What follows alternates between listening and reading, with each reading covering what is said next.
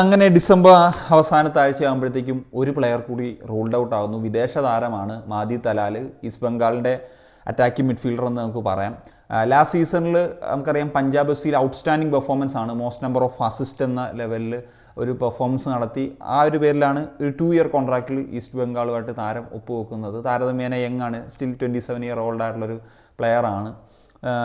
ഈ ഒരു താരത്തെ സംബന്ധിച്ച് പറയുമ്പോഴത്തേക്കും ഈസ്റ്റ് ബംഗാളിന് വേണ്ടി ഈ ഒരു ISL വരുമ്പോഴത്തേക്കും ഒരു അത്ര വലിയ പെർഫോമൻസ്, ഇപ്പം പഞ്ചാബിൽ നടത്തിയിട്ടുള്ള പെർഫോമൻസിൻ്റെ ഇപ്പം ഗോൾ കോൺട്രിബ്യൂഷൻ വൈസൊക്കെ നോക്കുകയാണെങ്കിൽ അദ്ദേഹത്തിന് അത്രമേലൊരു കോൺട്രിബ്യൂട്ട് ചെയ്യാൻ സാധിച്ചിട്ടില്ല എന്നുള്ളതൊരു ഫാക്റ്റാണ്.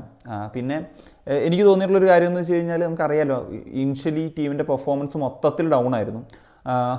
പുതിയ കോച്ചൊക്കെ മാറി വന്നാണ് ഇപ്പം കാര്യങ്ങളൊക്കെ ഒന്ന് സെറ്റായി വരുന്നത്. അതിൻ്റെ ഒരു സംഭവമുണ്ട്. പിന്നെ വേറൊരു കാര്യം, ഞാൻ ആദ്യം പറഞ്ഞു ഇദ്ദേഹം ഒരു അറ്റാക്കിംഗ് മിഡ്ഫീൽഡറാണ്, പക്ഷേ ഇദ്ദേഹം കുറച്ചും കൂടി ഒരു വൈറ്റ് ടൺ എന്ന റോളിൽ കുറച്ചും കൂടി മികവാർന്ന രീതിയിൽ കളിക്കുന്ന ഒരു പ്ലെയറായിട്ടാണ് എനിക്ക് പേഴ്സണലി ഫീൽ ചെയ്തിട്ടുള്ളത്.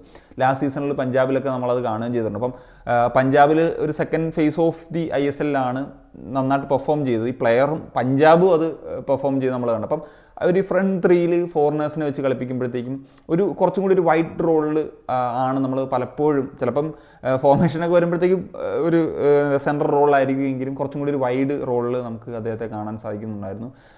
സോ പുതിയ ഓസ്കാർ ബ്രൂസോൻ്റെ ഒരു രീതിയിലേക്ക് വരുമ്പോഴത്തേക്കും അവർ കുറച്ചും കൂടി ഒരു 4-5-1 രീതിയിലാണ് കളിക്കുന്നത്. അപ്പം ഒരു ഡിഫൻസീവ് മിഡ്ഫീൽഡറെ വെച്ചിട്ട് 2 പ്ലേയേഴ്സ് ഇപ്പം ഏതാണ്ടൊരു ആ ഒരു രീതിയായിട്ട് കളിക്കുന്നതായിട്ടാണ് തോന്നിയത് എനിക്ക്.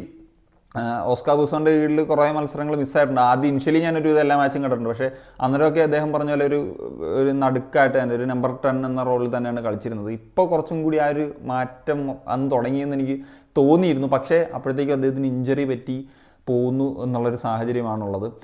സോ ഓസ്കാർ ബ്രൂസോൻ്റെ ഒരു രീതി വെച്ചിട്ട് ഇപ്പം ഒരു നമ്പർ 10 പ്രിഫർ ചെയ്യുന്നൊരു കോച്ചാണ്. അപ്പം ആ സാഹചര്യത്തിൽ ഇപ്പോൾ ഇനി ഒരു അഡീഷൻ വരുന്ന സമയത്ത് ഈസ്റ്റ് ബംഗാൾ കുറച്ചും കൂടി ഒരു പ്യുവറായിട്ടുള്ളൊരു നമ്പർ 10 എടുക്കുന്നതായിരിക്കും കുറച്ചും കൂടി ബെറ്റർ എന്നുള്ളതാണ് എനിക്ക് പേഴ്സണലി ഫീൽ ചെയ്യുന്നത്.